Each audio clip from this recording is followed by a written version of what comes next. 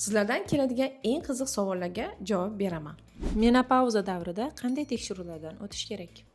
Menopauza davrida hayzdan qolgan bo'lsangiz ham kichik chanoq a'zolari, ya'ni bachadon tuxumdon uzi qilish kerak, qalqonsimon bez uzi qilish kerak, ko'kraklarni uzi qilish kerak. Undan tashqari qon tahlillari, bular umumiy qon tahlillari, koagulogramma topshirish kerak, qalqonsimon bez gormonlariga topshirish kerak hamda feritin va kalsiyga topshirish kerak. Bachadon bo'yni eroziyasi xavfli kasallikmi? Bachadon bo'yni eroziyasi xavfli yoki xavfli emasligini kolposkopiya va pap test orqali bilib olishimiz mumkin.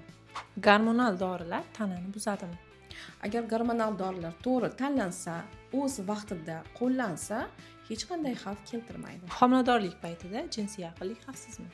Agar homiladorlik davrida homila tushish xavfi belgilari bo'lmasa, ya'ni bular qon ketish, kuchli og'riq yoki uziyda bachadon tonusi hamda bachadon bo'yni kaltalashi bo'lmasa, xavfsiz hisoblanadi. Bepushtlikning eng asosiy sabablari nimalar? Bepushtlikning asosiy sabablari demak erkak tarafdan ham bo'lishi mumkin, ayol tarafdan ham bo'lishi mumkin. Ayol tarafdan bu ovulyatsiya kuzatilmasligi, bunga sabab gormonal o'zgarishlar bo'lishi mumkin, hamda bachadon naylarining yopiqligi. Bachadon naylarining yopiqligi esa yallig'lanish kasalliklari, infeksiyalar bo'lishi mumkin, endometrioz sabab bo'lishi mumkin. Erkaklarda esa ko'pincha astenozaspermiya, ya'ni spermatozoidlarning foizi kamayishi, teratozaspermiya, ya'ni morfologiyasining buzilishi, bular odatda yallig'lanish, shamollash hamda varikotseli sabab bo'lishi mumkin.